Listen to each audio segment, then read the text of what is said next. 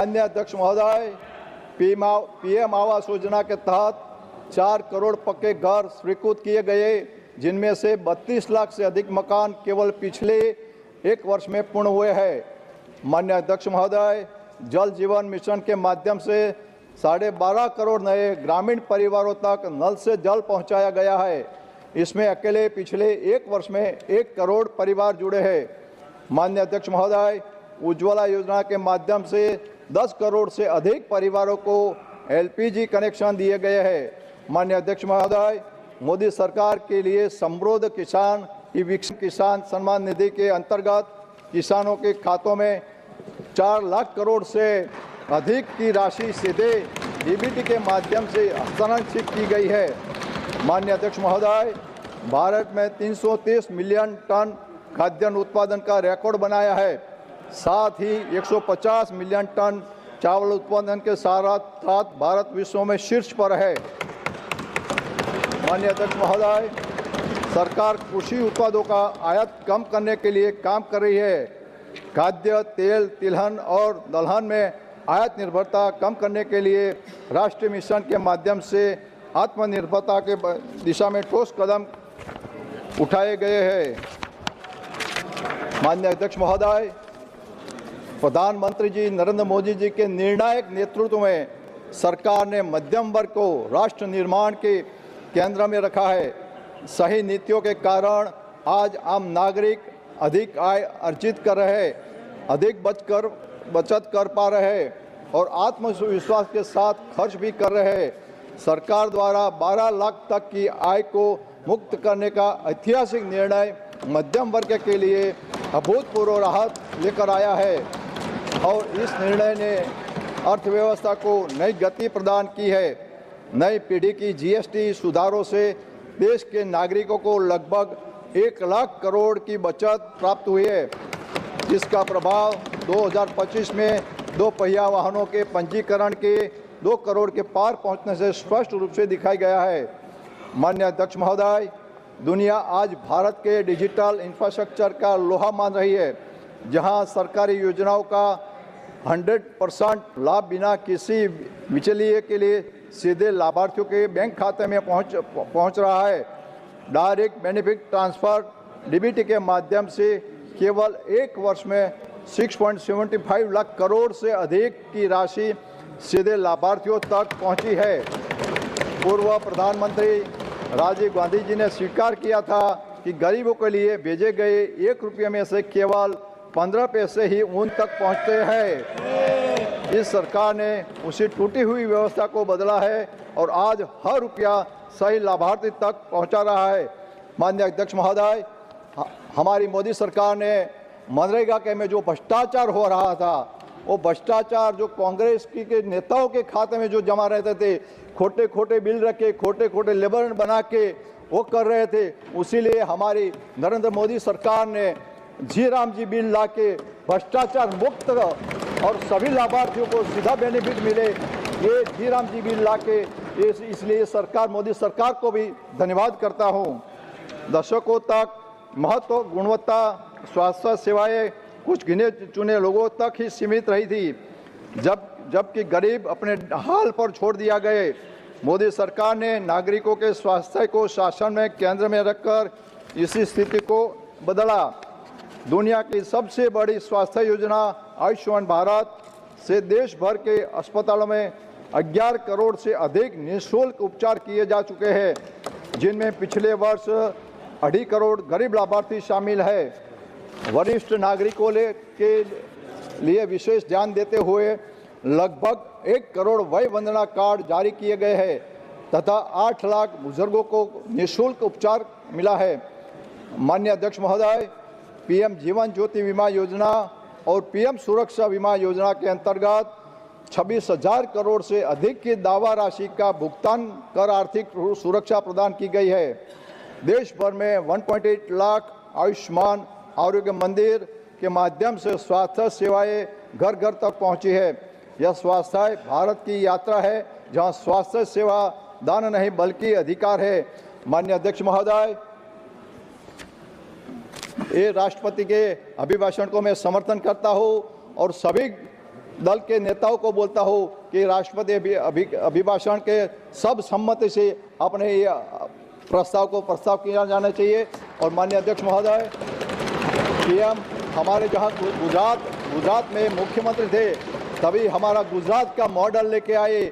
उसको पीएम ने संकल्प किया है कि जैसा गुजरात का विकास किया है ऐसा ही सारा देश का विकास करना है। इस संकल्प के साथ हमारे नरेंद्र मोदी साहब वड़ा प्रधान जी आगे बढ़ रहे हैं, उसको भी शुभकामनाएं देता हूँ और ये राष्ट्रपति के अभिभाषण को मैं समर्थन करता हूँ। धन्यवाद जी। Now, Honorable Prime Minister ji to reply the discussion.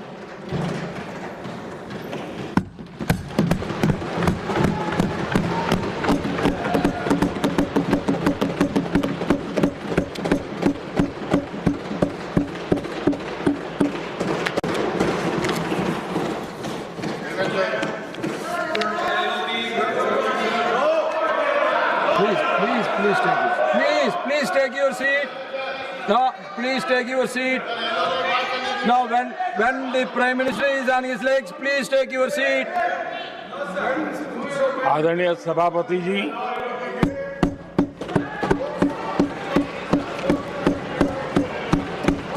राष्ट्रपति जी के अभिभाषण पर आभार व्यक्त करने के लिए This is not correct. Please take your seat. This is not correct. Please take your seat. No. Please take your seat. आप बैठिए please. आप बैठिए please. Prime Minister is on his legs. Please आप बैठिए. Please आप बैठिए.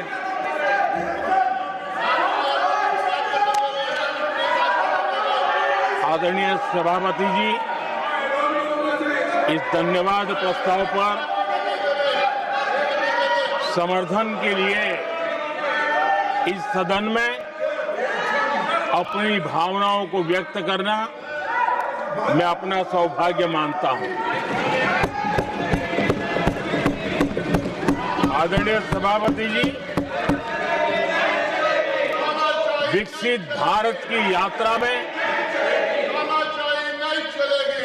बीते वर्ष देश के तेज प्रगति से विकास के वर्ष रहे हैं।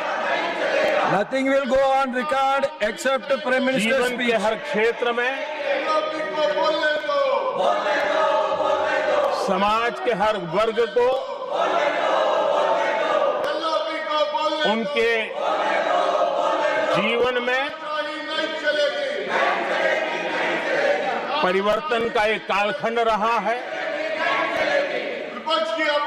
एक सही दिशा में तेज गति से देश आगे बढ़ रहा है। आदरणीय राष्ट्रपति जी ने बहुत ही बढ़िया तरीके से पूरी संवेदनशीलता के साथ उन्होंने This is not correct. इस You विषय please को sit to your seat. हम please. सबके सामने प्रस्तुत किया है। आदरणीय सभापति जी, मेरी एक प्रार्थना है, आदरणीय खड़गे जी की उम्र देखते हुए वो बैठ करके भी नारे बोल सकते हैं तो अच्छा होगा, ताकि उनको कष्ट न हो। पीछे नौजवान बहुत लोग हैं, तो खड़गे जी को No. आज बैठते भी When you are speaking, they are listening. You are नारे listening. बोलने की अनुमति दे दीजिए।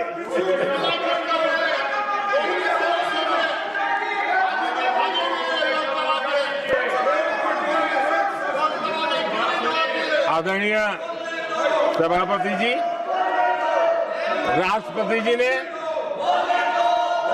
इस देश के मध्यम वर्ग, इस देश के निम्न मध्यम वर्ग, इस देश के गरीब, इस देश के गांव, इस देश के किसान, महिलाएं,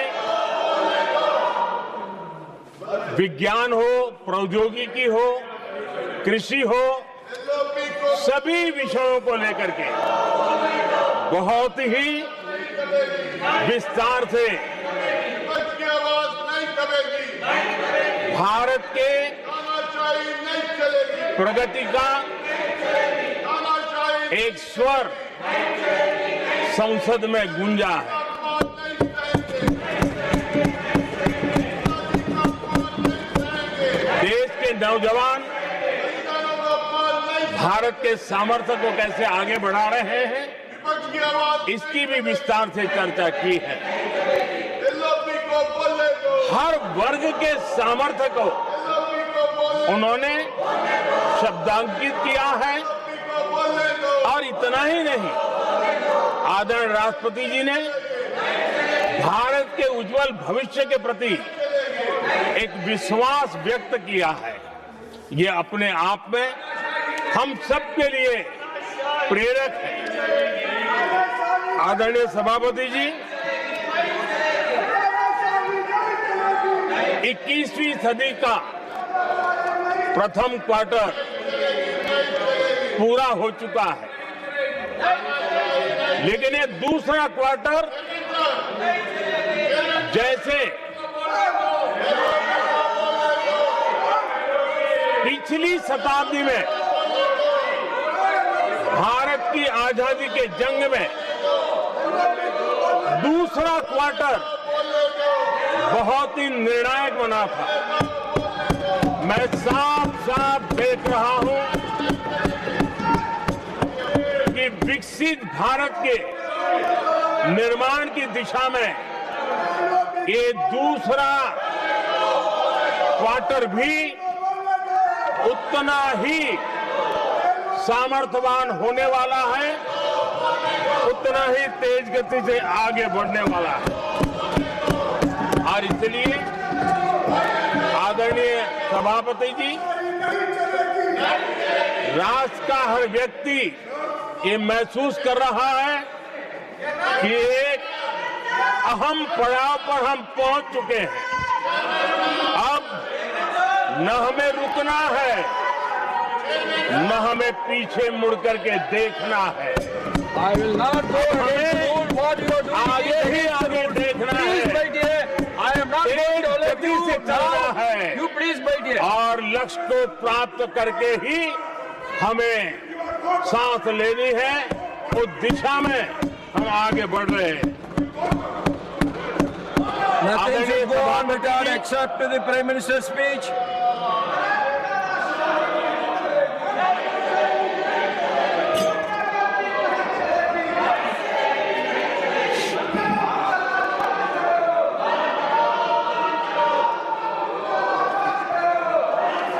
आदरणीय सभापति जी, वर्तमान में अगर हम देखें तो भारत के भाग्य के अनेक सुयोग एक साथ हमें नसीब हुए। ये अपने आप में बहुत ही उत्तम संयोग है, ऐसा मैं मानता हूं। सबसे बड़ी बात है, विश्व के समृद्ध से समृद्ध देश भी बुजुर्ग होते जा रहे हैं। वहां की आबादी उम्र के उस पड़ाव पर पहुंची है हम जिन्हें बुजुर्ग के रूप में जानते हैं। हमारा देश ऐसा है जो विकास की नई ऊंचाइयां छू रहा है। उसी समय दिनों दिन हमारा देश युवा होता जा रहा है, युवा आबादी वाला देश है। ये अपने आप में एक बहुत अच्छा सुयोग है। आदरणीय सभापति जी, दूसरी तरफ मैं देख रहा हूं जिस प्रकार से विश्व का भारत के प्रति आकर्षण बढ़ा है, और उसमें भी विश्व भारत की टैलेंट का महात्म्य समझ रहा है। हमारे पास आज दुनिया का बहुत ही महत्वपूर्ण टैलेंट पूल है, युवा टैलेंट पूल है, जिसके पास सपने भी हैं, संकल्प भी है, सामर्थ्य भी है। और इसलिए ये दूसरा सुयोग है। शक्ति का आशीर्वाद हमारे साथ है। आदरणीय सभापति जी, भारत आज विश्व में जो चुनौतियां पैदा हो रही है, उन चुनौतियों का समाधान देने वाला एक देश आशा की किरण बना हुआ है और हम समाधान दे रहे हैं। वैसा ही एक महत्वपूर्ण सुयोग है कि आज मेजर इकोनॉमी में भारत का ग्रोथ बहुत हाई है और हाई ग्रोथ और लो इन्फ्लेशन ये बहुत ही यूनिक संयोग है और ये हमारी अर्थव्यवस्था की मजबूती को प्रदर्शित करता है। आदरणीय सभापति जी, हम जिस गति से आगे बढ़ रहे हैं, जब हमें देश की जनता ने सेवा करने का मौका दिया, तब फ्रेजाइल 5 के रूप में ये देश जाना जाता था। जब हमें अवसर मिला, तब देश आजाद हुआ, तब हम दुनिया में 6 नंबर की इकोनॉमी थे। लेकिन इन लोगों ने ऐसा एक हाल करके रखा कि 11 पे पहुंचा दिया। आज हम 3 पर जाने की दिशा में तेज गति से।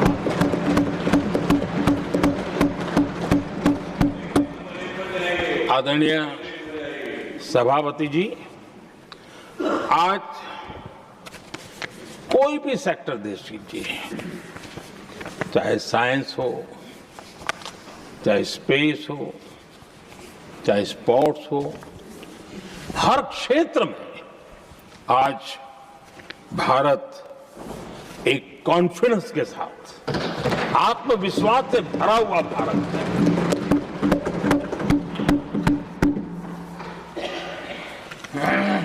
कोविड के बाद विश्व में जो स्थितियां पैदा हुई और ऐसी नई नई चीजें जुड़ती गई, आज दुनिया संभल नहीं पा रही है। ऐसे में साफ साफ नजर आ रहा है कि दुनिया एक नए ग्लोबल ऑर्डर की तरफ, नए वर्ल्ड ऑर्डर की तरफ आगे बढ़ रहा है। सेकंड वर्ल्ड वॉर के बाद एक वर्ल्ड ऑर्डर बना था, अब एक नए वर्ल्ड ऑर्डर की तरफ विश्व बहुत तेजी से आगे बढ़ रहा है। और सबसे बड़ी खुशी की बात है, सारी घटनाओं का और राजनीतिक तरीके से निष्पक्ष भाव से विश्लेषण करेंगे तो झुकाव भारत की तरफ है।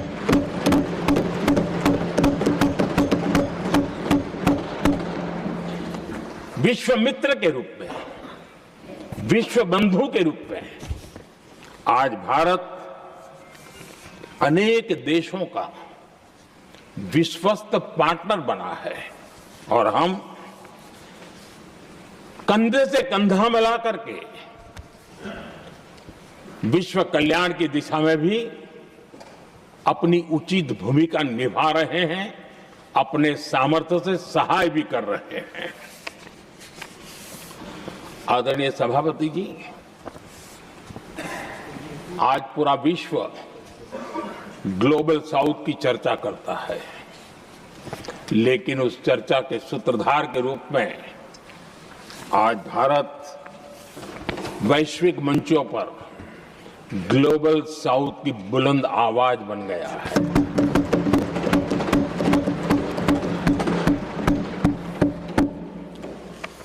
अनेक देशों के साथ आज Bharat future ready trade deals कर रहा है। पिछले कुछ ही समय में दुनिया के महत्वपूर्ण 9 बड़े देशों के साथ 9 बड़े हमारे ट्रेड डील हुए और उसमें मदर ऑफ ऑल डील एक साथ 27 देशों के साथ, यूरोपियन यूनियन के साथ।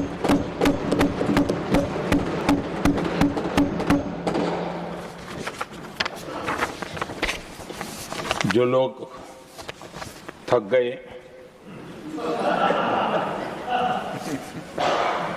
बेचारे चले गए,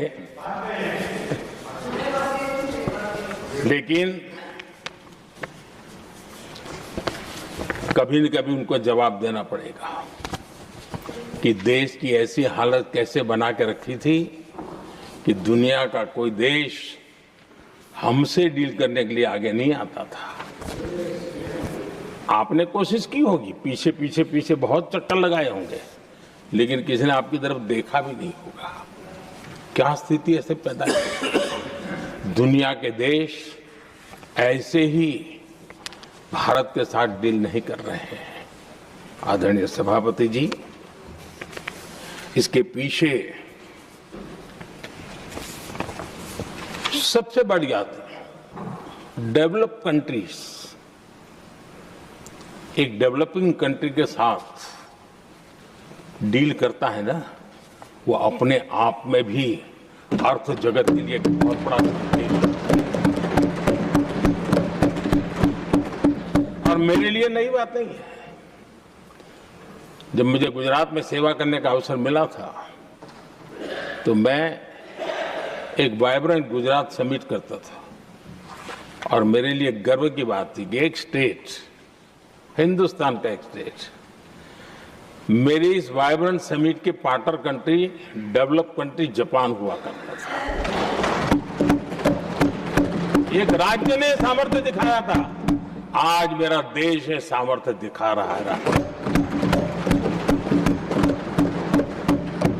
ये तब होता है जब आपके पास आर्थिक सामर्थ्य हो, आपके पास आपके नागरिकों के अंदर, देशवासियों में एक ऊर्जा हो और खास करके मैन्युफैक्चरिंग के लिए एक मजबूत इकोसिस्टम हो, तब जाकर के विश्व आपके साथ डील करने के लिए आगे आता है। वोट बैंक की राजनीति में डूबे हुए लोगों ने कभी भी देश के ऐसे अनेक पहलुओं पर मजबूती देनी चाहिए, ये कभी उनकी प्राथमिकता नहीं रही और उसी का परिणाम है। और जहां तक कांग्रेस पार्टी का सवाल है, मैं साफ साफ कहना चाहता हूं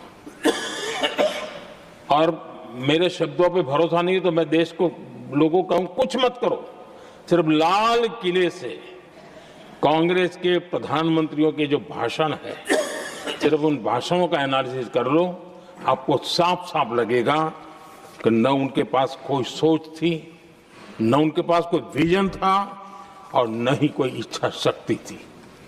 और इसका परिणाम है कि देश को इतना भुगतना पड़ा। आदरणीय सभापति जी, मैं कोटि कोटि देशवासियों का आभारी हूं। उन्होंने सेवा करने का अवसर दिया। हमारी काफी शक्ति उनकी गलतियों को ठीक करने में जा रही है। दुनिया के मन में जो उनके समय की छवि है, उस छवि को धोने में मेरी ताकत लगती है।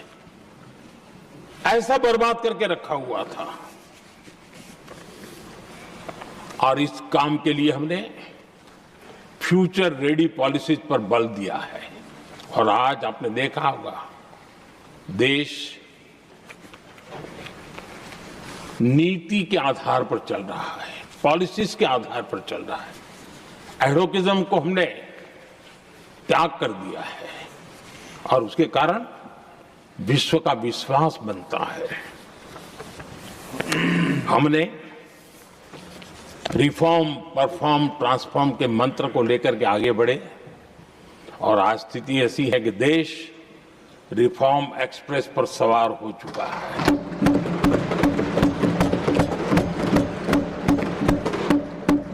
हमने स्ट्रक्चरल रिफॉर्म्स किए हैं, प्रोसेस से जुड़े रिफॉर्म्स किए हैं, पॉलिसीज में रिफॉर्म किए हैं।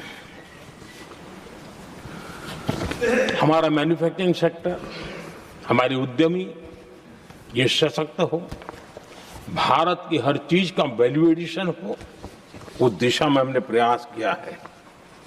और मैं आज विश्वास के साथ कह सकता हूं, आज भारत विश्व के साथ स्पर्धा करने के लिए पूरी तरह तैयार है।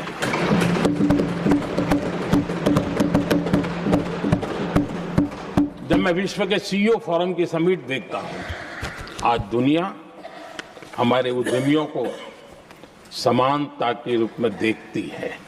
और जब पिछले दिनों सभी दलों के डेलीगेशन विश्व में गए थे, ये भाव उन्होंने भी अनुभव किया और आकर के मुझे सभी दल के माननीय सांसदों ने अपने अनुभव बता रहे थे, बड़ा गर्व से कह रहे थे कि हाँ, बराबरी से बात हो रही है।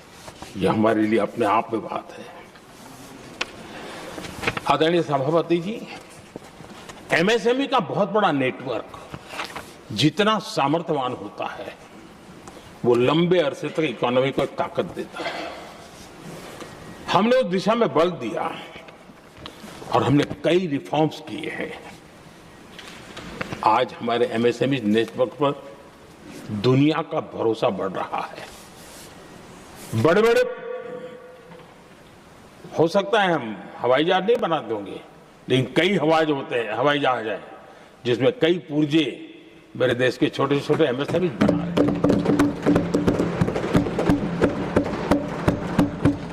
आदरणीय सभापति जी, देश में हुए इन प्रयासों का नतीजा सबके सामने है। बड़े बड़े देश भारत के साथ व्यापारिक संबंध बनाने के लिए बहुत ही आतुर है। यूरोपीय संघ का ट्रेड डील हो, अमेरिका के साथ अभी हुआ जो ट्रेड डील हो, और कल हमारे पीयूष जी ने सदन में विस्तृत जानकारी भी दी है। और पूरा विश्व खुल करके इस ट्रेड डील का तारीफ कर रहा है। और उसमें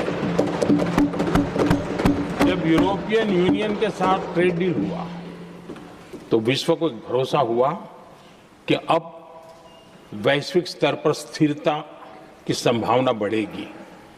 अमेरिका के साथ ट्रेड डील होने के बाद विश्व को और भरोसा हो गया कि जो स्थिरता की एहसास हो रहा था, अब गति का भी एहसास होने लगा है। अब विश्व के लिए शुभ संकेत। आदरणीय सभापति जी, इसका सबसे बड़ा लाभ हमारे देश के नौजवानों को होगा।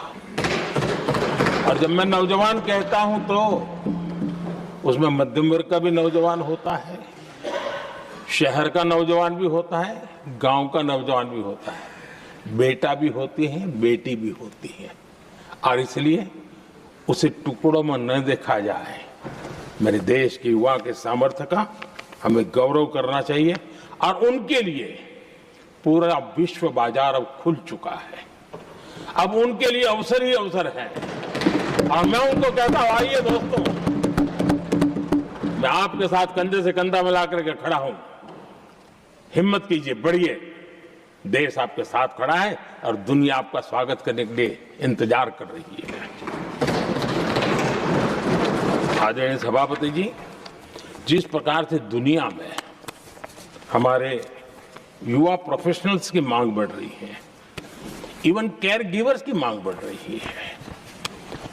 हर कोई मिलता है, हमें इस प्रकार के लोग चाहिए। इस प्रकार कुछ लोग तो अपना स्पेशल ऑफिसेज यहाँ बना रहे हैं रिक्रूट करने के लिए, योग्य टैलेंट की खोज के लिए। इसका मतलब हुआ कि भारत के प्रोफेशनल्स के लिए भी विश्व में बहुत बड़े अवसर बन रहे हैं। आदरणीय सभापति जी, ये संसद का उच्च सदन, ये एक प्रकार से राज्यों का प्रतिनिधित्व करता है। और जो चर्चा की बारीकियां मैंने देखी, मेरा मन कहता है कि थोड़ा स्तर इसका ऊपर होना चाहिए था, और वहां से तो ज्यादा होना चाहिए। वो तो कितने साल तक सरकारों में रहे हैं, वहां से जरा चर्चा का स्तर ऊंचा होना चाहिए था, लेकिन उन्होंने ये मौका भी गंवा दिया। देश उन पर कैसे भरोसा कर सकता है। आदरणीय सभापति जी, मैं कल एक माननीय सदस्य को सुन रहा था। यूं तो वो अपने आप को राजा कहलाने में बहुत गर्व करते हैं, लेकिन वे आर्थिक असमानता की चर्चा कर रहे थे। बताइए, जो खुद को राजा माने और वो आर्थिक असमानता की बात करे, सबको लगता है कि क्या यही देखने के बाकी रह गए थे क्या। आदरणीय सभापति जी, हमारे टीएमसी के साथियों ने काफी कुछ कहा। जरा खुद तो अपने गरेबा में देखें। निर्मम सरकार पतन के जितने भी पैरामीटर्स हैं, उन सब पैरामीटर्स में नए नए रिकॉर्ड बनाते जा रहे हैं, और यहां उपदेश दे रहे हैं। क्या हाल करके रखा हुआ है। ऐसी निर्मम सरकार से वहां के लोगों का भविष्य अंधकार के अंदर डूब रहा है, लेकिन इनको कोई परवाह नहीं है। सत्ता सुख के सिवाय कोई आकांक्षा नहीं, और वे यहां उपदेश देते हैं। घुसपैठ, दुनिया का समृद्ध से समृद्ध देश भी अपने यहां गैर कानूनी नागरिकों को बाहर निकाल रहा है। हमारे देश में घुसपैठियों को बचाने के लिए अदालतों को तब तक प्रेशर पैदा किया जा रहा है। मेरे देश का नौजवान कैसे ऐसे लोगों को माफ करेगा जो घुसपैठियों की वकालत करने के लिए ताकत लगा रहे हैं। और घुसपैठिए मेरे देश के नौजवानों के हक छीन रहे हैं, उनकी रोजी रोटी छीन रहे हैं, आदिवासियों की जमीन छीन रहे हैं। बेटे बेटियों के जिंदगी पर खतरे पैदा हो रहे हैं, लेकिन उनके लिए महिलाओं पर अत्याचार होते रहे। सत्ता नीति के सिवा कुछ करना नहीं, और वो यहां पर हमें उपदेश दे रहे हैं। और ऐसे चिंताजनक सभी विषयों पर आंखें मूंद करके बैठे हुए वो लोग हैं। एक हमारे माननीय सदस्य काफी कुछ बोल रहे थे, जिनकी पूरी सरकार शराब में डूब गई, जिनके शीश महल घर घर में नफरत का कारण बन गए, और शायद उनको ब्लैक शब्द ज्यादा पसंद है। हर एक का अपना अपना एक भूतकाल होता है।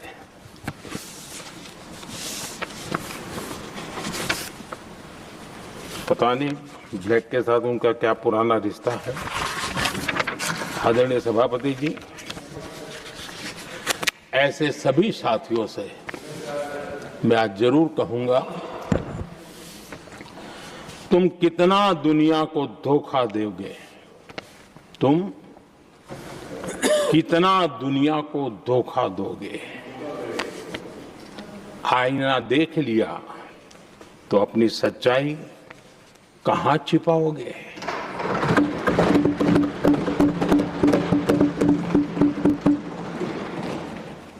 कांग्रेस हो, टीएमसी हो, डीएमके हो, लेफ्ट हो, ये दशकों से केंद्र में सत्ता में रहे हैं, सत्ता के भागीदार रहे हैं। राज्यों में भी उनको सरकारें चलाने का अवसर मिला है, लेकिन उनकी पहचान क्या बनी है। आज डील की चर्चा होती है तो गौरव से कहते हैं, तब डील की चर्चा होती थी तो बॉफोर्स डील याद आता था। ये डील होते थे।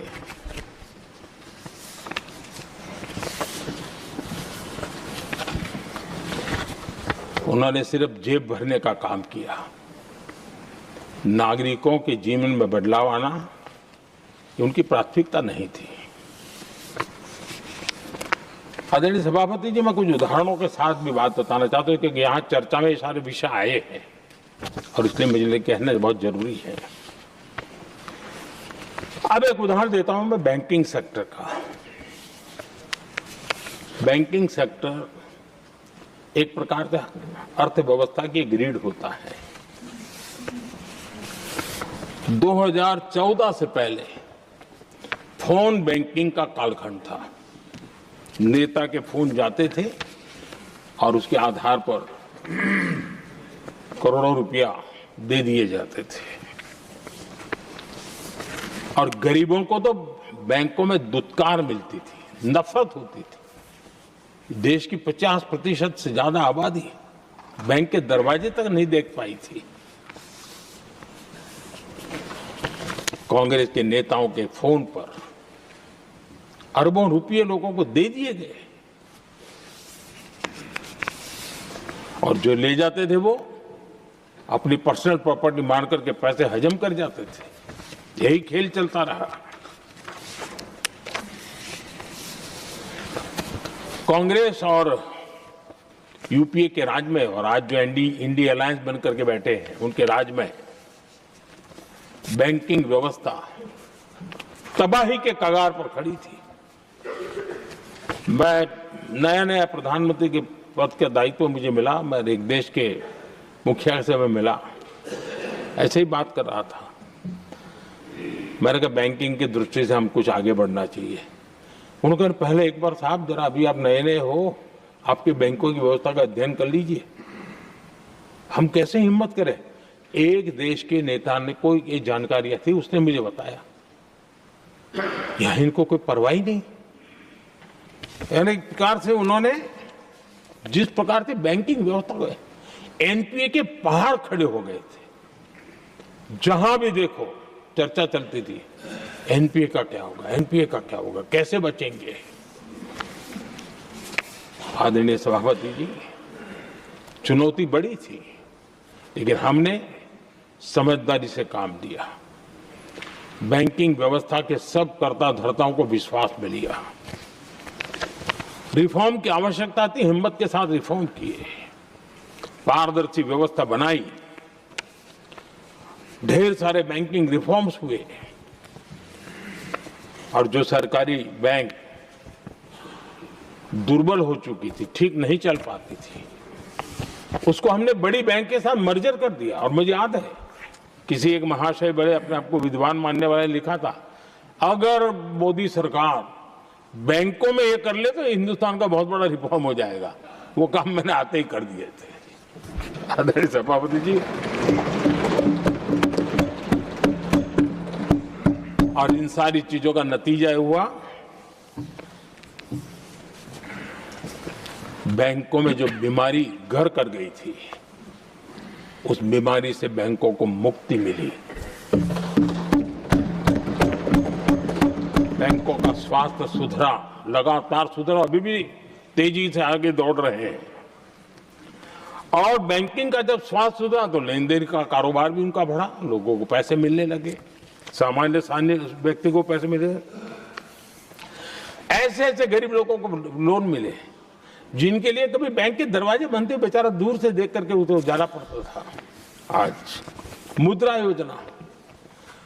योजना जो देश के नौजवान को अपने पैरों पर खड़े रहने की ताकत देता है, मुद्रा योजना जो स्वरोजगार की प्रेरणा देता है, लेकिन स्वरोजगार के भाषण के काम नहीं होता है, उसका हाथ पकड़ना पड़ता है, उसको साथ देना पड़ता है, उसको सहाय देनी पड़ती है। और हमने मुद्रा योजना के द्वारा 30 लाख करोड़ रुपया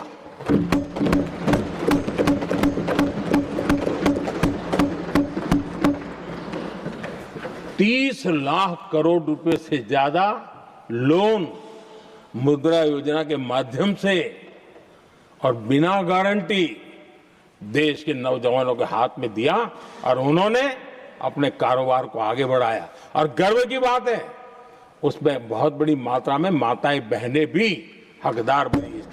लाभार्थी बने।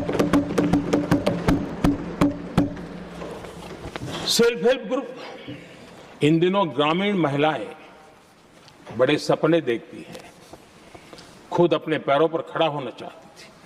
विमेन सेल्फ हेल्प ग्रुप का हमने विस्तार तो किया ही किया, लेकिन 10 करोड़ बहनों को हमने सीधी आर्थिक मदद की व्यवस्था की। हमारे एमएसएमई सेक्टर को हमने भरपूर लोन दी और मैं आज बड़े संतोष के साथ, बड़ी जिम्मेवारी के साथ इस पवित्र सदन में कहना चाहता हूं, हमने एनपीए जिसके पहाड़ हुआ करते थे 2014 के पहले, आज उसको हमने नीचे निम्न स्तर पर ला करके खड़ा कर दिया है। आज एनपीए 1% से भी नीचे है। ये अपने आप में बैंकों के स्वास्थ्य के लिए बहुत उत्तम काम हमने किया है। इतना ही नहीं, हमारे बैंकों का प्रॉफिट आज रिकॉर्ड पर है, हाई रिकॉर्ड है उसके। ये अपने आप में देश की अर्थव्यवस्था को ताकत देने के लिए, बैंकिंग व्यवस्था मजबूत होती है तो बाकी अर्थव्यवस्था को भी मजबूती मिलती है। उस काम को कहेगा आदरणीय सभापति जी। मैं एक और उदाहरण देना चाहता हूं।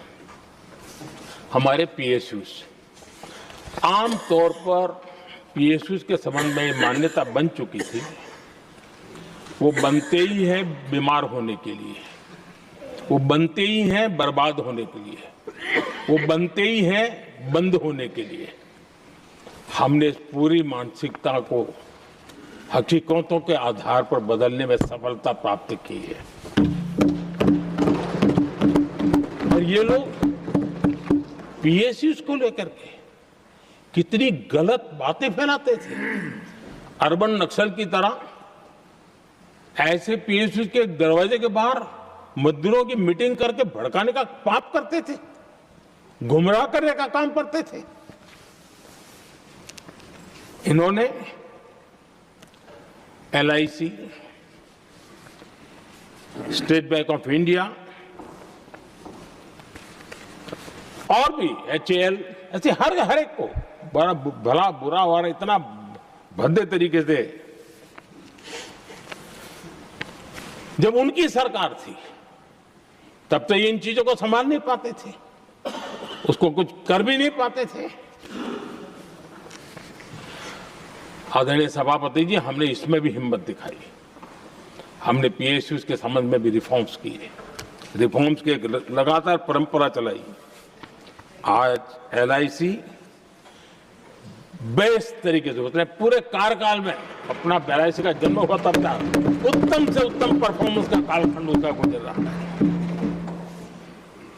जिन पीएसयूज को कांग्रेस के नेता ताले लगवाने की कगार पर पहुंच चुका था और उसी पर अपनी राजनीतिक रोटी सेकने का प्रयास भी किया गया था, आज हमारे पीएसयूज रिकॉर्ड प्रॉफिट पर हैं।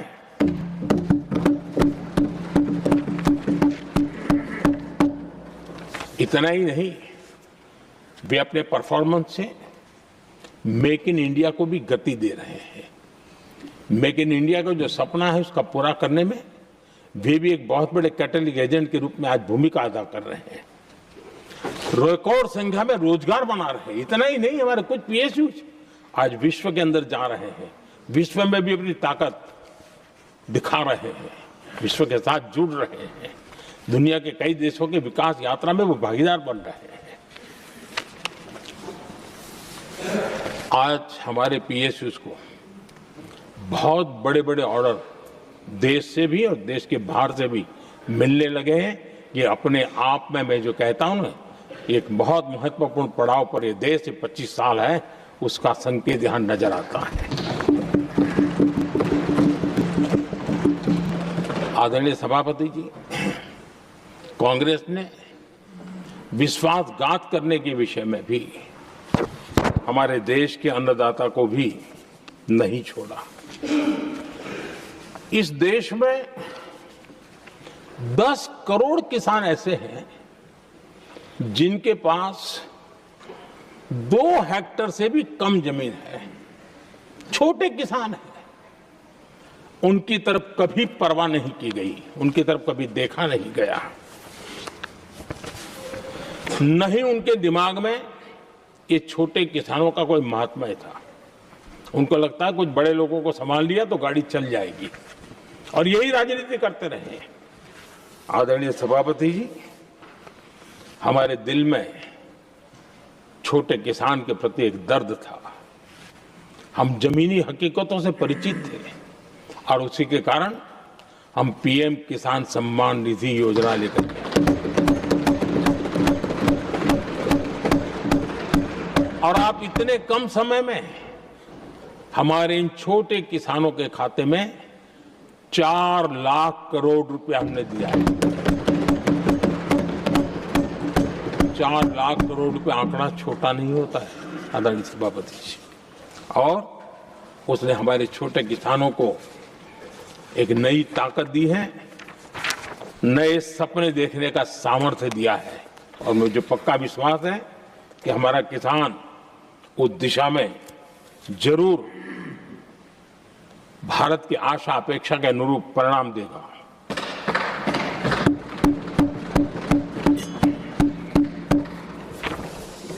आदरणीय सभापति जी,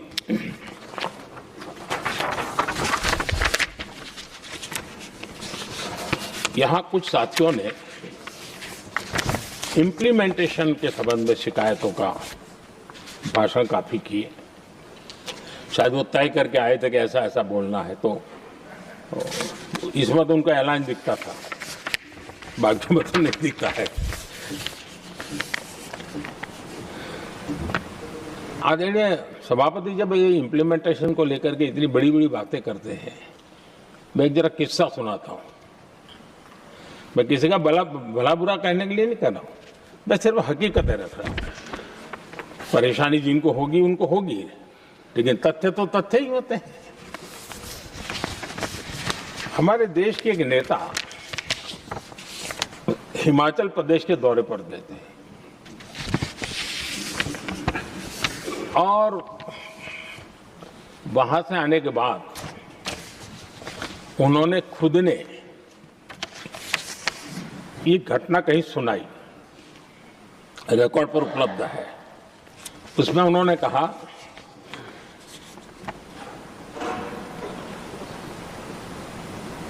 उस नेता ने क्या कहा, मैं उन्हीं के शब्द पढ़ रहा हूं। काफी लंबे समय तक मुझे योजना आयोग से संघर्ष करना पड़ा, क्योंकि वे पहाड़ी क्षेत्रों के लिए अलग योजनाएं बनाने को तैयार ही नहीं थे। मैं हिमाचल प्रदेश गई थी, जब मैं वापस आई तो मैंने योजना आयोग में कहा कि हमारे कामदारों को, वर्कर्स को जीप की जरूरत नहीं है, बल्कि खच्चरों की आवश्यकता है, ताकि कम से कम उन पर सामान आदि लादा जा सके। आगे उन्होंने कहा, लेकिन मुझे बताया गया हम पैसा तो जीप के लिए ही देंगे, क्योंकि खच्चरों के लिए पैसे देने की पॉलिसी नहीं है। इसी भाषण में आगे वो कहती हैं, अब वहां सड़कें ही नहीं थी। उनका कहने का कारण यह था कि हिमाचल में जहां वो गई और सड़कें ही नहीं थी। अब वहां सड़कें ही नहीं थी तो फिर उस पर जीप का क्या लाभ हो सकता है? जीप लेकर के कौन जाएगा जहां रोड नहीं है? लेकिन उस समय योजना आयोग का जोर था या तो जीप या तो कुछ भी नहीं। आदरणीय सभापति जी, ये भाषण किसी और का नहीं, ये कांग्रेस के वरिष्ठ नेता और तत्कालीन प्रधानमंत्री इंदिरा गांधी का भाषण है।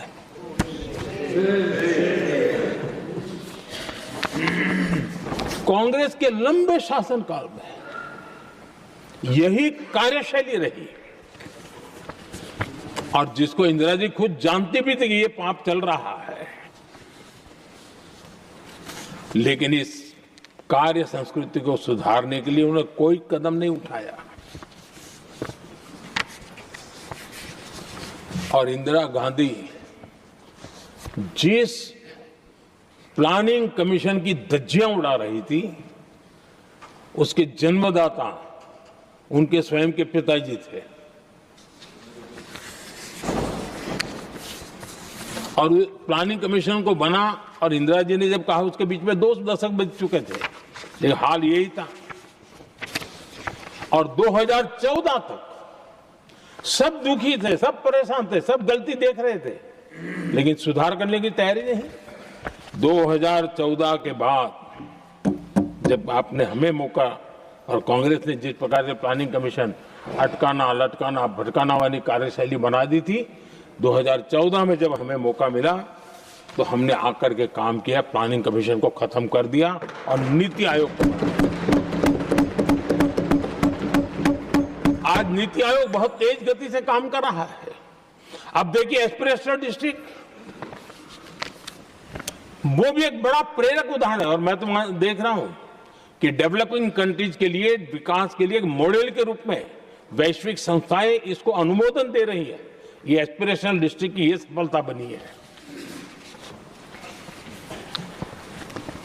देश के कई जिले ऐसे थे जिसको पिछड़े मान करके छोड़ दिया गया था, और वहां करोड़ों लोगों की जो मौलिक जरूरतें थी उसको भी नकार दिया गया था। उनको तो ऐसे ही जीने के लिए मजबूर कर दिया गया था। और जो पिछड़े इलाके थे वो और पिछड़े होते गए और बर्बादी आती गई। और हालत तो सरकार में ऐसी थी कि जब किसी को पनिशमेंट ट्रांसफर करनी होती थी, पनिशमेंट पोस्टिंग देना होता, तो ऐसे ही जिलों में भेजा जाता था ताकि और खराब करे वो। ये हाल बन गया था, ये वर्क कल्चर बन गया था। हमने इस स्थिति को बदला। सबसे पहला आग्रह किया, यंग होनहार अफसरों को लगाया जाएगा और पूरा 3 साल का मौका उसको दिया जाए काम करने का। एक के बाद अब एक निर्णय किए। और आज देखिए किसी समय छत्तीसगढ़ का हमारा बस्तर एस्पिरेशनल डिस्ट्रिक्ट में था, आज वो बस्तर पूरे देश में बस्तर ओलंपिक के नाम से चर्चा में है।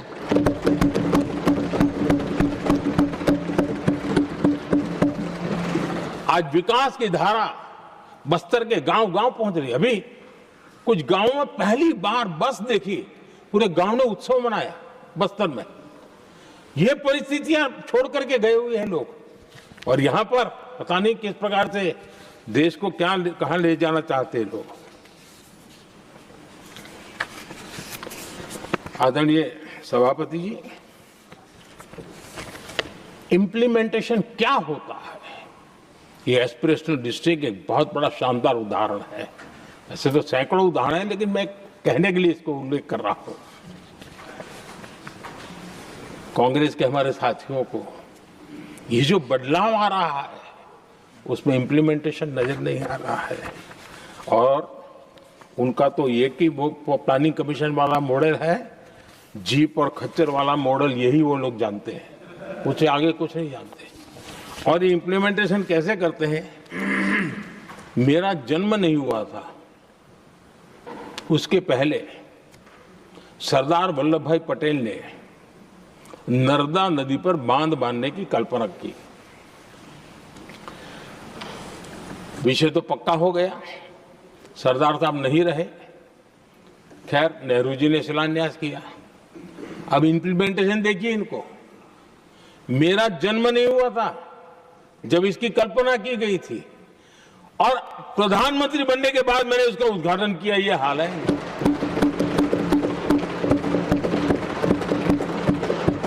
और उनका इम्प्लीमेंटेशन देखिए, मुझे मुख्यमंत्री रहते हुए 3 दिन अनशन पर बैठना पड़ा था नर्मदा सरदार सरोवर डैम के लिए, मेरे राज्य के किसानों के लिए।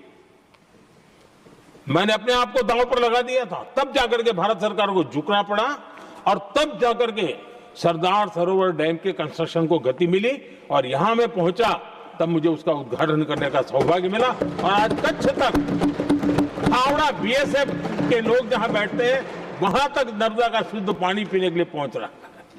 इंप्लीमेंटेशन क्या होता है?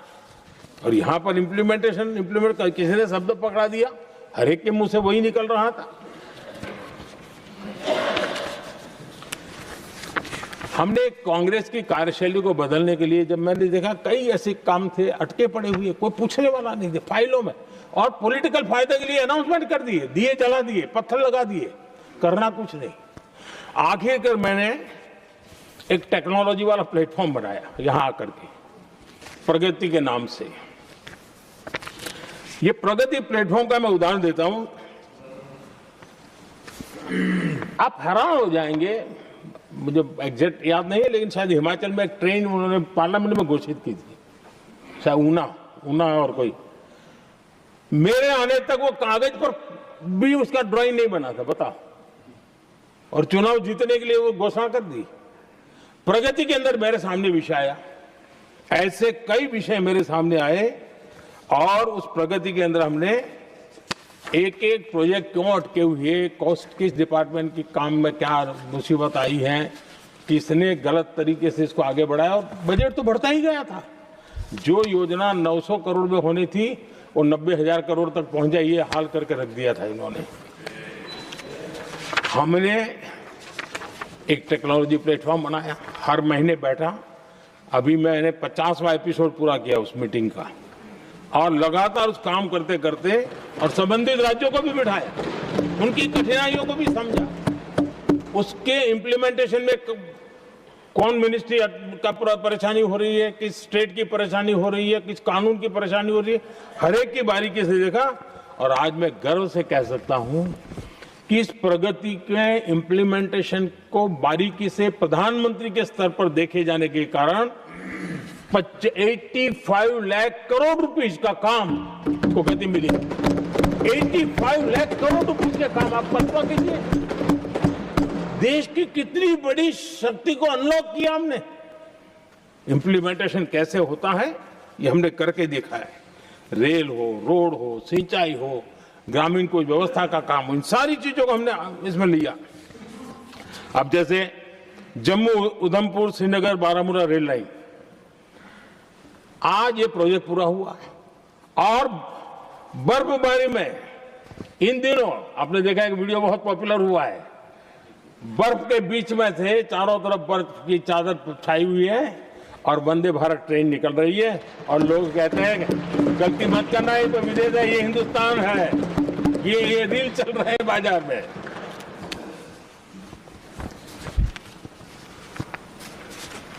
लेकिन 3 दशक तक यही प्रोजेक्ट लटका हुआ था। 3 दशक, 30 साल, आप कल्पना कर सकते, 2 पीढ़ी आगे बढ़ जाए, ये यहीं के अटके पड़े थे। हमारी सरकार ने इसको पूरा किया।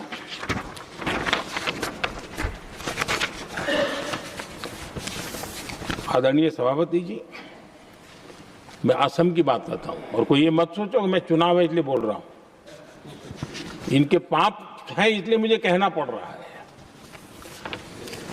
कांग्रेस सिर्फ इमेजिन करती है और इंप्लीमेंट करने का उनको कोई लेना देना ही नहीं होता है।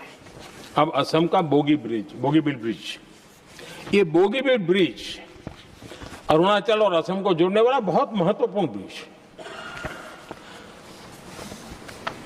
कितने ही सालों तक ये प्रोजेक्ट लटका रहा।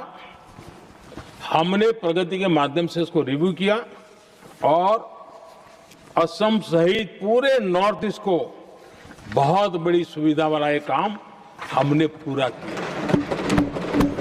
आदरणीय सभापति जी,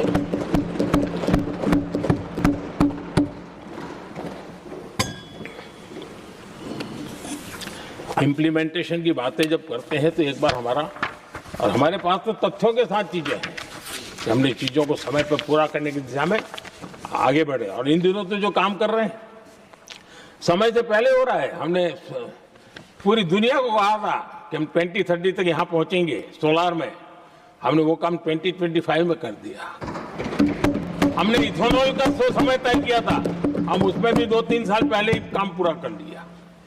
तो एडवांस में हम काम पूरा करने का, इंप्लीमेंटेशन की ताकत हमारे से उससे भी ज्यादा है। आदरणीय सभापति जी, भाजपा हो, एनडीए हो, हमारा अप्रोच, चीजों की तरफ देखने का हमारा दृष्टिकोण, समस्या के समाधान के लिए हमारी सोच और कांग्रेस के बीच में आसमान जमीन का अंतर है, बहुत फर्क है। मैं आपको उदाहरण देता हूं। हमारी सोच ये है कि 140 करोड़ देशवासी ये इतने सामर्थ्यवान हैं कि वे चुनौतियों को समाधान दे सकते हैं। ये हमारी सोच है, हमारा भरोसा है देशवासियों पर, उनके सामर्थ्य पर हमारा भरोसा है, और यही लोकतंत्र की भी सच्ची ताकत होती है। लेकिन कांग्रेस देशवासियों को ही समस्या मानती है। अब मैं इनका इतना बोल करके छोड़ दूंगा तो आज पता नहीं रात को उनको नींद नहीं आएगी और गालियां कल कैसी दे उसका प्लानिंग चलेगा। लेकिन मैं उदाहरण के साथ बताना चाहता हूं किस प्रकार से लोग सोचते थे देशवासियों के लिए।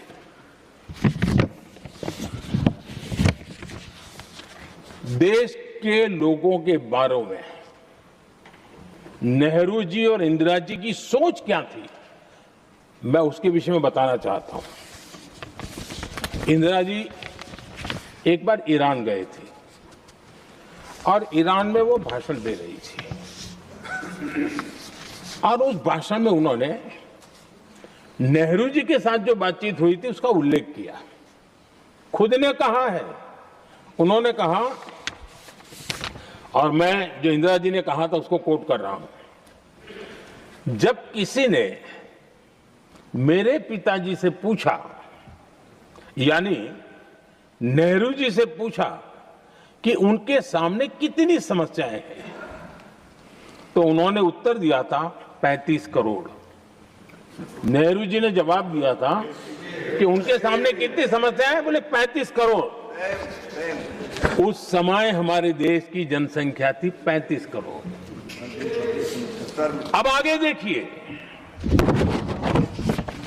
35 करोड़ देशवासी नेहरू जी को समस्या लगते थे।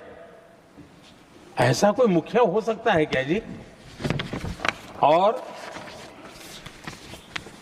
इस बात का उदाहरण देते हुए इंदिरा जी ने आगे कहा कि आज देश की जनसंख्या 57 करोड़ है, इसलिए मेरी समस्याओं की संख्या भी उतनी ही बड़ी है।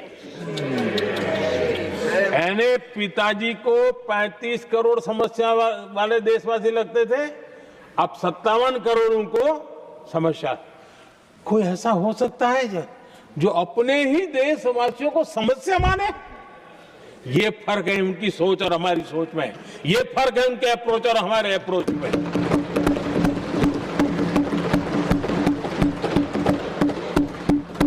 नेहरू जी हो या इंदिरा जी हो या पूरी कांग्रेसी बिरादरी हो, ये लोग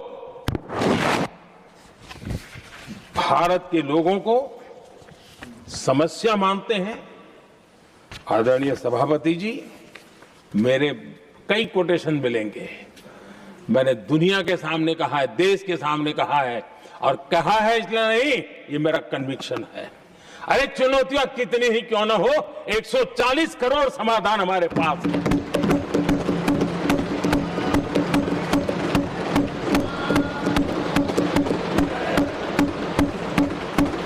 हमारे लिए देशवासी समर्थक की पूंजी है।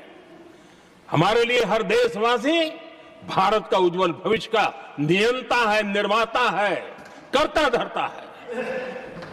हम उसको समस्या कैसे कह सकते हैं? ऐसी सोच वाले लोग अपने परिवार का ही भला करेंगे और किसका करेंगे? आदरणीय सभापति जी, देश के लोगों का अपमान करते रहना एक कांग्रेस के स्वभाव में पड़ा हुआ है, उनके संस्कारों में पड़ा हुआ है। कांग्रेस ने बीते दिनों राष्ट्रपति जी का अपमान किया। चुनाव के बाद जिस प्रकार से हमारे राष्ट्रपति जी के लिए शब्द कहे गए हैं। शर्मिंदगी महसूस होती है कि ये कैसे लोग हैं, भारत के राष्ट्रपति के लिए क्या बोल रहे हैं लोग। आदरणीय सभापति जी, कल लोकसभा में भी राष्ट्रपति जी के अभिभाषण पर चर्चा नहीं हो पाई। ये राष्ट्रपति पद, उसका घोर अपमान किया है। उनको संविधान शब्द मुंह में बोलने की अधिकार नहीं रहता है। जो लोग गरीबी से निकली हुई एक महिला, आदिवासी परिवार से आई हुई एक महिला,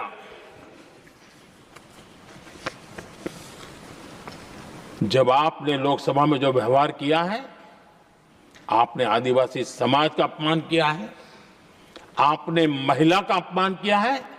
भारत के सर्वोच्च पद पर विराजमान, संविधान ने जिनको सर्वोच्च पद दिया है, आपने उनका अपमान किया है, आपने संविधान का अपमान किया है।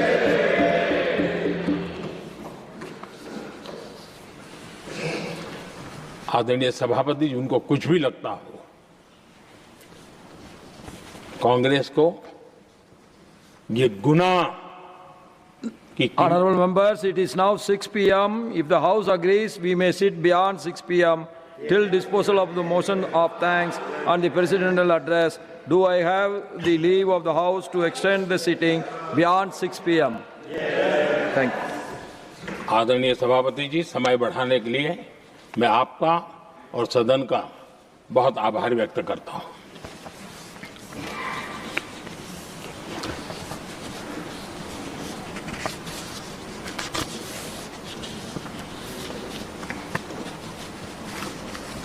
आदरणीय सभापति जी, बड़ी दर्दनाक लोकसभा की घटना है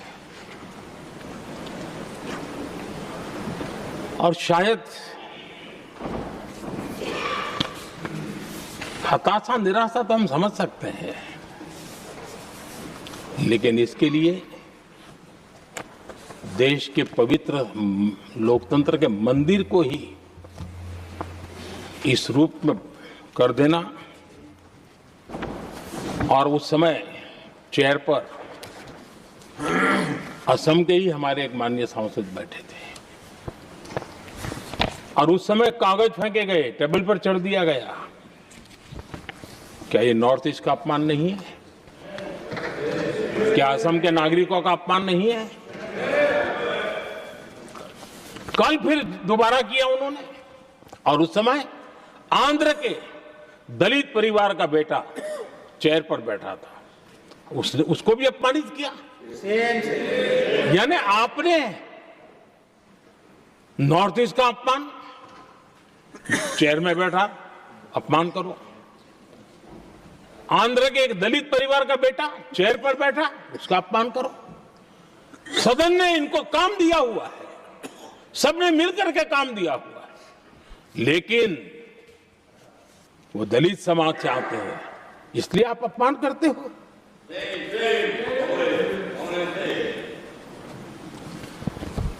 और ऐसा लगता है कांग्रेस के लोगों को असम की जनता के प्रति बड़ी नफरत है। उनको लगता है कि उसकी जनता ने उनका साथ छोड़ दिया, मतलब उनके दुश्मन हो गए। क्या कभी लोकतंत्र में ऐसे सोचते हैं क्या? मुझे तो तब बहुत पीड़ा हुई थी जब भारत रत्न भूपेन हजारिका जी, जो कि इस देश के बहुत ही सम्मानीय व्यक्तित्व है जी, आज भी घर घर में उनको स्मरण करते हैं लोग। उनके प्रति जो भक्ति का भाव है आप कल्पना नहीं कर सकते, लेकिन उनको इसकी भी कोई परवाह नहीं है। और जिस प्रकार से, और हमारा सौभाग्य था कि हमने भूपेन हजारिका जी के देश के लिए जो उनका योगदान था, नॉर्थ ईस्ट जैसे इलाके से पूरे देश को अपने वाणी से, अपने विचारों से, अपनी अभिव्यक्ति से बांध के रखा था। हमने भारत रत्न देने का निर्णय किया। इस पर भी इनको ऐतराज। और मैं तो हैरान हूं, खड़गे जी अगर होते तो मैं उनकी हाजिरी में कहता ही है, इन्होंने जिस प्रकार से बोला ना भारत रत्न के बाद, वो वीडियो पर उनका चेहरा देखेंगे ना, आपको लगा रहे ये ऐसे लोग हैं, ऐसा व्यवहार करते हैं। और ये कहा, अरे ये तो सिंगर थे। मैं समझता हूं कि ये किसी का भी अपमान करने में कभी भी पीछे नहीं रहते हैं। उन्होंने भूपेन हजारिका जी को भारत रत्न दिया, उसका भी विरोध किया। ये पूरे असम का विरोध है, पूरे देश के कला प्रेमियों का विरोध है। और मुझे पक्का विश्वास है, असम कभी भी इस अपमान को भूलने वाला नहीं है।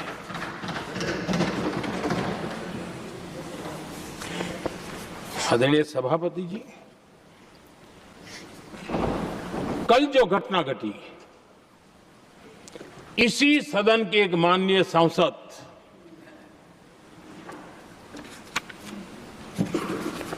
कांग्रेस के शातिर दिमाग जिनका है, ऐसे एक युवराज ने उनको गद्दार कह दिया। अहंकार कितनी 7वें आसमान पर पहुंच चुका है इनका।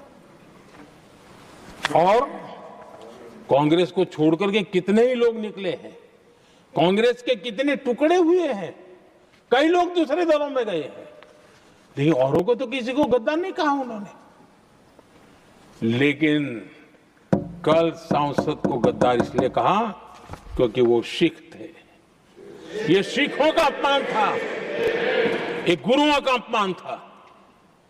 और कांग्रेस के अंदर जो कूट कूट करके सिखों के प्रति नफरत भरी पड़ी है ना, उसका वो अभिव्यक्ति थी। और इसी सदन के माननीय सांसद है वो, और उनको जरा भी दर्द नहीं, वरना आज खड़े होकर के कह सकते थे कि कल जो हुआ इसी सांसद की गरिमा के अनुरूप नहीं था, हमें खेद है। एक शब्द तो बोल देते, लेकिन सिखों के प्रति उनके मन में जो नफरत भरी पड़ी है, और इसी के कारण उन्होंने कल, और जिसका परिवार देश के लिए शहादत देने वाला परिवार के वो सदस्य हैं, उन्होंने अपने राजनीतिक विचारों में परिवर्तन किया, इसलिए गद्दार हो गए। और एक गद्दार शब्द छोटा नहीं है। मेरे देशवासी को कोई गद्दार कहे, ये कैसे देश सहन करेगा? और वो भी एक सिख है इसलिए गद्दार कहना बहुत दुर्भाग्य की बात है। और ऐसे लोग कांग्रेस को नहीं डुबाएंगे तो क्या करेंगे?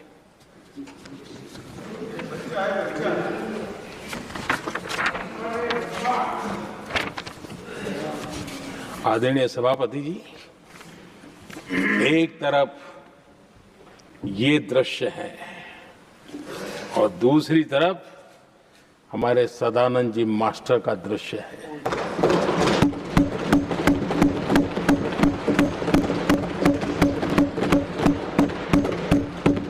राजनीतिक विद्वेष के कारण उनके दोनों पैर काट दिए गए। भरी जवानी में दोनों पैर काट दिए। कटे हुए पैर से जिंदगी गुजार रहे हैं, लेकिन संस्कार इतने ऊंचे हैं कि वाणी में भी अपशब्द नहीं निकलता है, बर्तन में भी कटुता नजर नहीं आती। गर्व होता है। और कल जब देश ने, जब उनका पहला भाषण हो रहा था सदन में, और उन्होंने जब अपने बेंच पर आपसे इजाजत लेकर के अपने कटे हुए पैर के लिए वो जो नीम का उपयोग करते हैं, आर्टिफिशियल नीम का, उन्होंने जब रखा, वो दृश्य देश के लिए पीड़ादायक था कि इस देश में ऐसा ही बंधारण की बातें करने वाले इंडिया अलायंस के लोग, और ये इंडिया अलायंस पूरा जिम्मेवार है इसके लिए, वैचारिक असहमति के कारण एक नौजवान के, और वो भी एक टीचर, शिक्षक के प्रति गर्व से, आदर से देखा जाता है, उसके पैर काट दे, लेकिन उनको कोई खेद नहीं है, उनको कोई दर्द नहीं है। लेकिन मैं मास्टर सदानंद जी को हृदय से अभिनंदन करता हूं कि उन्होंने जिस प्रकार से इतनी भयानक हमले के बाद भी देश की सेवा का अपना व्रत जारी रखा और आज देश की नीति निर्धारण में अंदर अपना योगदान दे रहे हैं। ये गर्व की बात है और ऐसे लोगों के सहारे हम राजनीति में जीते हैं, काम करते हैं, देश के लिए जीने मरने की प्रेरणा मिलती है। ये संस्कार हमें पाए हैं ऐसे लक्षावधि कार्यकर्ताओं के तब से पाए हुए हैं। आदरणीय सभापति जी,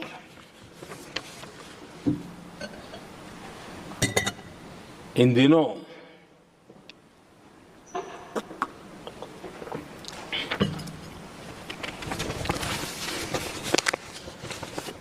और वैसे कांग्रेस के हमारे साथियों का मुझ पर जरा विशेष प्रेम है, वो स्पेशल प्रेम है। और जब मैं जिम्मेवारी जो मिली है उसके तहत, और जिम्मेवारी न मिलती तो भी देश के लिए जीना तुमने सीखा है। हम विकसित भारत की जमीन मजबूत कर रहे हैं, उसको एक ताकत दे रहे हैं। एक तरफ देश के युवाओं के लिए मजबूत जमीन तैयार कर रहा हूं, तो कांग्रेस मोदी की कब्र खोदने के कार्यक्रम करवा रही है। और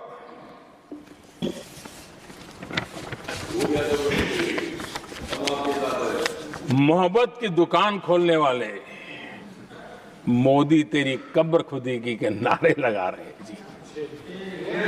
ये कौन सी मोहब्बत की दुकान है जो देश के ही किसी नागरिक के कब्र खोदने के सपने देखती हो? ये कौन सा संविधान से उन्होंने सीखा है जो देश के ही किसी नागरिक के कब्र खोदने की बात करते हो? क्या ये संविधान का अपमान नहीं है? क्या ये मानवता का अपमान नहीं है? क्या ये सार्वजनिक जीवन की मर्यादाओं का अपमान नहीं है? और उनको इसका कोई खेद नहीं है। अगर इसके बाद क्या बयान देंगे? बयान देखो, प्रधानमंत्री राज्यसभा में भी रो रहा था।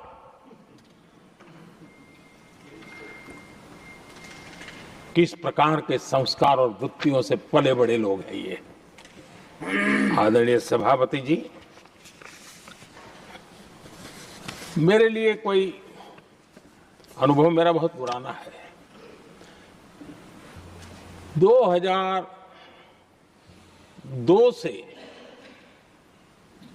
जब वे विपक्ष में थे तब से, और 2004 से जब वो सत्ता में आए तब से, और 2014 से मैं जब यहां आया तब से, पिछले 25 साल से संसद का एक भी सत्र ऐसा नहीं गया, मोदी संसद का सदस्य नहीं था, एक भी सत्र ऐसा नहीं गया जिसमें इस सदन के अंदर मोदी को गाली देने का काम न किया हो इन लोगों ने। 25 साल। और मुझे किसी ने पूछा था, मोदी जी आपके स्वास्थ्य का क्या राज है? मैंने कहा मैं डेली 2 किलो गाली खाता हूं।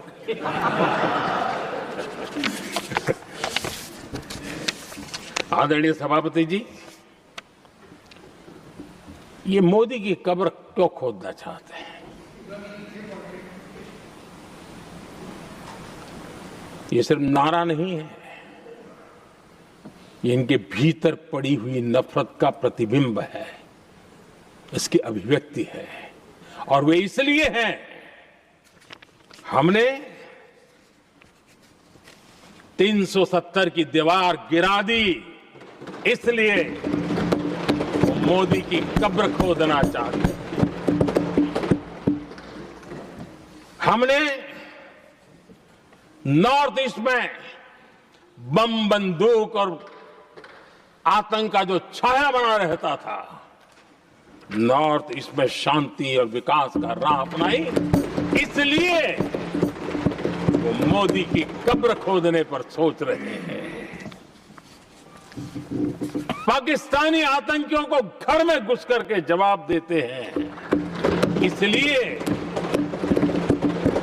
मोदी की कब्र खोदने की बात कर रहे हैं। ऑपरेशन सिंदूर करते हैं, इसकी उनको परेशानी होती है और इसलिए वो मोदी की कब्र खोदते हैं। माओवादी आतंक से देश को मुक्ति दिलाने के लिए साहसपूर्ण कदम उठा रहे हैं, इसलिए मोदी की कब्र खोदती है आपको। हमें नेहरू जी ने देश के साथ बहुत बड़ा अन्याय किया था, सिंधु जल समझौता करके। उस सिंधु जल समझौते को हमने एबेंस में डाल दिया। क्या इसलिए आप मोदी की कब्र खोदने के नारे लगा रहे हो? आदरणीय सभापति जी, कांग्रेस की परेशानी कुछ और है। ये पचा नहीं पा रहे कि मोदी यहां तक पहुंचा कैसे, और उनकी परेशानी बढ़ती जा रही है कि भाई पहुंचा तो पहुंचा, लेकिन अब तक टिका क्यों है? और इसलिए वे एक ही रास्ता उनके लिए बचा हुआ लग रहा है कि मोदी तेरी कब्र खुदेगी। आदरणीय सभापति जी, ये तो मान करके बैठे थे। उनका लोकतंत्र, संविधान का कोई लेना देना नहीं। उनको तो लगता है कि प्रधानमंत्री पद उनके परिवार की जागीर है, उस पर कोई और बैठ नहीं सकता। ये जो उनके भीतर में नफरत पड़ी हुई है ना, मोहब्बत की दुकान में जो आग भरी पड़ी हुई है ना, उसका परिणाम है। और इसीलिए कोई क्यों बैठा, हमारा पैतृक अधिकार था, इसलिए मोदी की कब्र खोदने का नारा लेकर के वो चल रहे हैं। आदरणीय सभापति जी, कांग्रेस के शाही परिवार को देश ने दशकों तक अवसर दिया है। ऐसा नहीं है, देश ने आपके लिए भी अपना भविष्य दांव पे लगाया था, लेकिन आपने गरीबी हटाओ के नारे लगाए, गुमराह किया। लाल किले पर से कांग्रेस के एक भी प्रधानमंत्री के भाषण में गरीबी हटाने की बात ना आई हो, ऐसा नहीं हुआ है। लेकिन किसी भी प्रधानमंत्री ने गरीबी हटाने के लिए क्या किया, वो एक बार भी नहीं आया। और नारे से अधिक कुछ नहीं था उनका। और मोदी ने रास्ता अपनाया गरीब को एम्पावर करने का, गरीब को सशक्त करने का। और मेरे देश के गरीबों को मैं सलाम करता हूं, उन्होंने देश की योजनाओं को समझा, स्वीकारा और अपने सामर्थ्य को बढ़ाने के लिए प्रयास किया। मैं देश के गरीबों का गौरवगान करता हूं कि हमारी नीतियों पर भरोसा करके, हमारी नीयत पर भरोसा करके उन्होंने भी अपने आप को खपाने के लिए कोई कमी नहीं रखी। और 25 करोड़ मेरे गरीब परिवार के भाइयों ने गरीबी को परास्त किया और खुद गरीबी से बाहर आए हैं। मैं उनको सलाम करता हूं। मेरे 25 करोड़ देशवासी जो निराशा में पड़े हुए थे, दूर एक आशा की किरण दिखाई दी, उठ खड़े हुए और आज हमारे साथ चल पड़े। आदरणीय सभापति जी, 2014 के पहले इम्प्लीमेंटेशन की बातें करते थे। हमारे यहां सैकड़ों लोग रेलवे क्रॉसिंग पर मरते थे। स्कूल की बस रेलवे क्रॉसिंग से जा रही है, 20-20, 25-25 स्कूल के बच्चे मरने की खबरें आती थी।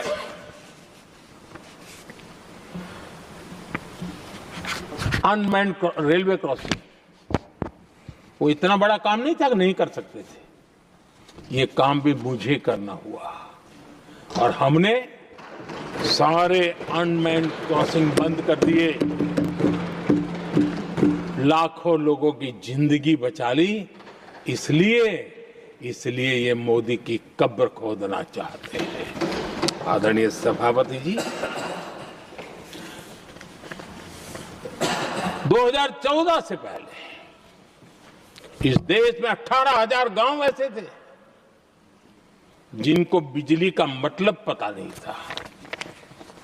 बिजली का कोई तार होता है, कोई बल्ब होता है, कोई लट्टू जलता हुआ उसमें उजाला निकलता, पता नहीं था उनको। 18,000 गांव 2014 के बाद जब आपने हमें दायित्व देशवासियों ने दिया, उन 18,000 गांव जिन्होंने कभी बिजली का मुंह तक नहीं देखा था, बिजली का शब्द भी कान पे नहीं सुना था, उन घरों में उजाला पहुंचाया। इसलिए इनको मोदी की कब्र खोदने के सिवाय अब कोई रास्ता नहीं दिख रहा है। आदरणीय सभापति जी, वो भी एक वक्त था जब देश में बार बार खबरें आती थी, मीडिया में हेडलाइन हुआ करती थी, सरहद की स्थिति के संबंध में बयान आते थे। गोला बारूद नहीं है, बुलेट प्रूफ जैकेट नहीं है, बर्फ के बीच खड़ा है, बर्फ में खड़े रहने के लिए जो जूते चाहिए वो जूते तक नहीं उसके पास, ये खबरें आती थी। हमने देश के जवानों के लिए खजाने खोल दिए, देश के जवानों को जो चाहिए वो देने की शिकायत पड़ी। और इसलिए वो चाहते कि अब तो कोई रास्ता बचा नहीं है, बस कब्र खुदेगी मोदी की, यही एक रास्ता उनके लिए बचा है। आदरणीय सभापति जी, एक बार उत्तर प्रदेश के वर्तमान मुख्यमंत्री जी ने सदन में भाषण करते करते वो रो पड़े थे। दिमागी बुखार के कारण बच्चे, अनगिनत बच्चे मर रहे थे। इनको कभी सूझा नहीं कि इस दिमागी बुखार से मुक्ति दिलाई जा सकती है। आदरणीय सभापति जी, आंख की बीमारी ट्रकोमा, लोग परेशान होते थे, आंखें चली जाती थी और विज्ञान प्रगति कर चुका था, हो सकता था, वो नहीं कर सकते थे। हमने दिमागी बुखार से भी मुक्ति दिलाई और हमने ट्रकोमा से भी देश के लोगों की आंखें बचाई। यही सफलताएं हैं, यही संवेदनशीलता है, समाज के लिए जीने मरने का यही संकल्प है। पल पल, तिल तिल समाज के लिए बिताना, घिसना, झलना, वो उनको परेशान कर रहा है। तब जाकर के मोदी तेरी कब्र खुदेगी, ये मंत्र लेकर के चल रहे हैं, ये सपने देख करके चल रहे हैं और बातें लोकतंत्र की करते हैं। मोहब्बत की दुकान के साइन बोर्ड लगाते हैं। क्या सार्वजनिक जीवन में ऐसी नफरत होती है? आदरणीय सभापति जी, इनकी सरकार रिमोट से चलती थी, मेरी सरकार भी रिमोट से चलती है। 140 करोड़ देशवासी मेरा रिमोट है।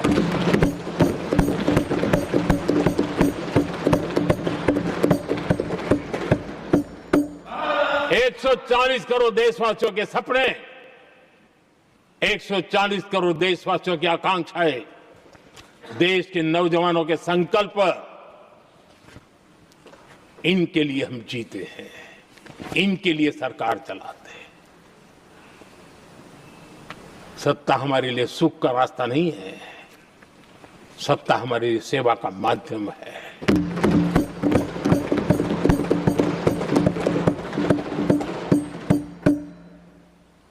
मुद्रा योजना, लाखों करोड़ों की मदद मिली, स्वरोजगार को बल दिया।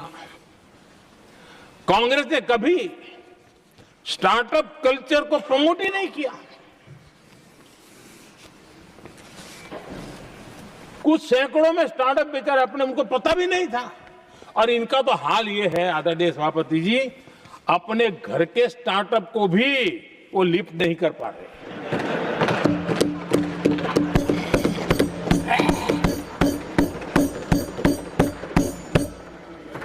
और हमारी सरकार में आज 2 लाख से ज्यादा स्टार्टअप है। और जब सफलता एक के बाद एक जन सामान्य के दिलों को जीतती है ना, तब जाकर के उनके पास एक ही रास्ता बचा है, मोदी तेरी कब्र खुदेगी। लेकिन उस हमारा याद कीजिए, बीएसएनएल को लेकर के चुटकुले चलते थे, कार्टून बनते थे। आज स्वदेशी 4G स्टैक हमने खड़ा कर दिया। 5G दुनिया में सबसे तेज गति से रोल आउट करने का काम हमने कर दिया। कम्युनिकेशन की नई जनरेशन, नई टेक्नोलॉजी, नई सोच, इसको हमने आगे बढ़ाया। और इसलिए दर्द जुबान पे आ रहा है, मोदी तेरी कब्र खुदेगी। आदरणीय सभापति जी, गरीब की सेवा ये मेरा सौभाग्य है। 4 करोड़ गरीबों को पक्के घर देना मैं जीवन में सुकून मानता हूं। बिजली, पानी, गैस का सिलेंडर, टॉयलेट की सुविधा, मुझे लगता है कि हाँ, परमात्मा ने मुझे सही दिशा में काम करने की प्रेरणा दी है। पहली बार गांव की महिला गर्व से कह रही है, हाँ मैं लखपति दीदी बनी हूं। तो दूसरी कह रही है, इस साल तक मैं लखपति दीदी बन जाऊंगी। जो बन गई है उनको जब पूछता हूं, नहीं बोले साहब अब तो करोड़पति के लिए सोच रहे हैं। ये जो मिजाज बदला है, जो आत्मविश्वास बढ़ा है, और ऐसे देश के कोटि कोटि जनों के आशीर्वाद जिस इंसान पर हो, कोटि कोटि माताओं बहनों का जिस पर रक्षा कवच हो, नारे कितने ही लगा लो, कब्र तुम नहीं खोद पाओगे। ये देश की शक्ति, आशीर्वाद रूपी कवच, माताओं बहनों का मेरे प्रति जो भाव रहा है, जिस श्रद्धा भाव से मैंने माताओं बहनों की सेवा करने का काम किया है, जिनको कोई पूछता नहीं था, उसको मोदी पूजाता है। यही करना है। और ये आशीर्वाद ही है जो इनको चूभते हैं, और इसलिए कब्र खोदना चाहते हैं। आदरणीय सभापति जी, चोरी करना जिनका पुश्तैनी धंधा है, जिन्होंने एक गुजराती की सरनेम भी चुरा ली,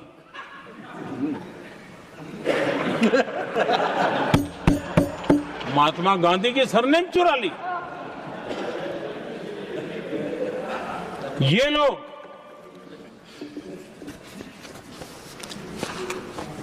और देश की जनता इतनी समझदार कि ऐसी पटक देती है, ऐसी पटक देती है लोगों को। आदरणीय सभापति जी, हम एक विकसित भारत का सपना लेकर के चले। और आज वो सपना देश के लोगों की ऊर्जा के कारण संकल्प में बदल चुका है। आज कहीं पर भी जाइए, हर कोई ये कहता है कि 2047 तक विकसित भारत बनना है। और मैं हैरान हूं, कुछ हमारे साथी सदन में इतने निराशावादी, इतने जमीन से कटे हुए लोग, बदलती हुई दुनिया से अनभिज्ञ लोग पता नहीं क्या बोल रहे हैं। वो कहते हैं हम मोदी अभी 2047 की क्या बोल रहा है, 2047 किसने देगा है?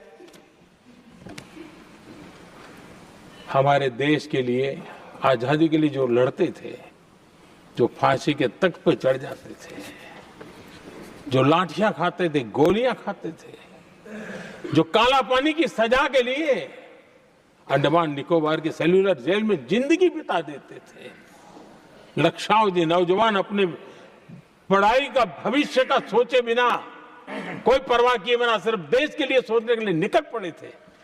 क्या उन्होंने कभी ये सोचा होता कि यार हमारे कालखंड में तो आजादी मिलेगी नहीं, कि मैं क्यों करूं? तो क्या देश कभी आजाद होता?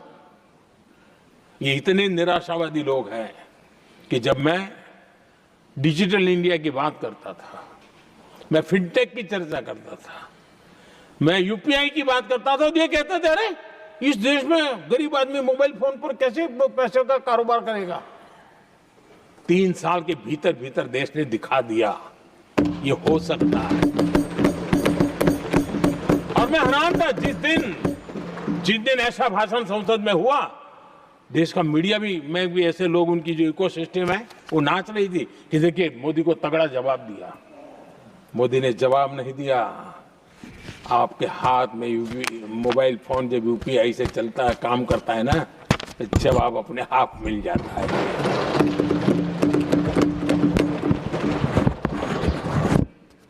आदरणीय सभापति जी, कांग्रेस के समय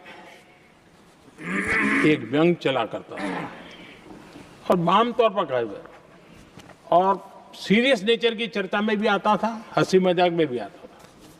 इंडिया मिस द बस, ये कॉमन वर्ड हो चुका भाई, मौका गंवा दिया, बाजी हाथ से चली गई। इंडिया मिस द बस, ये हमेशा होता था।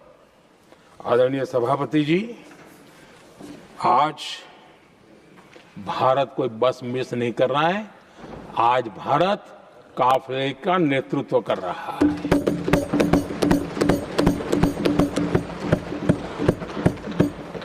आदरणीय सभापति जी, देश का भविष्य उज्जवल बनाना है, वर्तमान भी उज्जवल बनाने के लिए अविरत कार्य करना होता है। हम विकसित भारत के सपने के लाइट में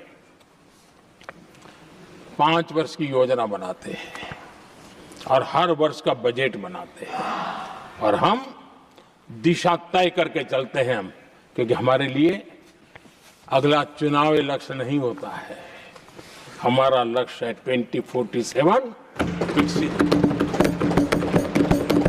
अरे चुनाव तो आएंगे जाएंगे, मेरा देश अजरा अमर रहने वाला है और हम देश की युवा पीढ़ी के हाथ में समृद्ध हिंदुस्तान देने का सपना लेकर के चलेंगे।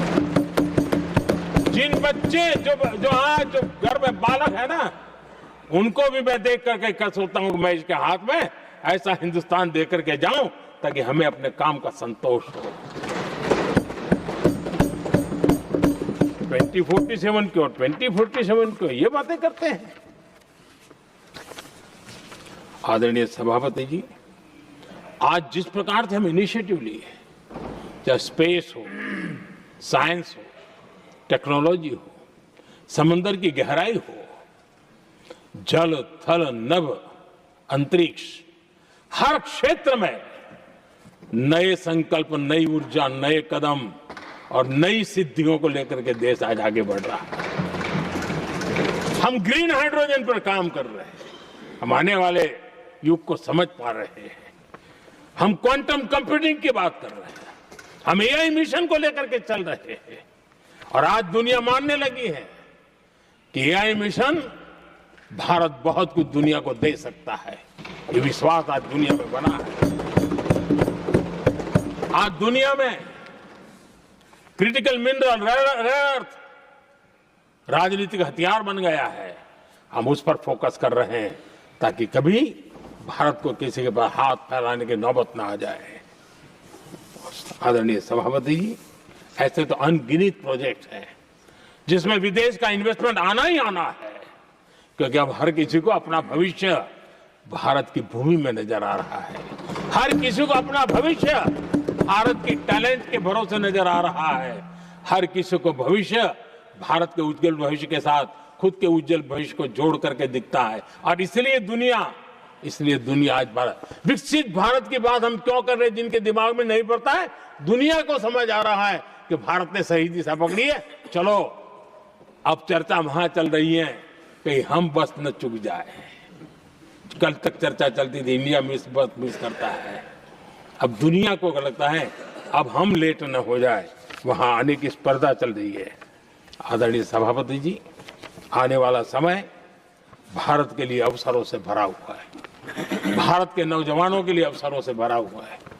भारत के उज्जवल भविष्य के लिए मैं पूरी संभावनाएं रेखांकित कर सकता हूं, मैं देख सकता हूं, और उसके दिशा में नीतियां बनाकर हम आगे चल रहे हैं।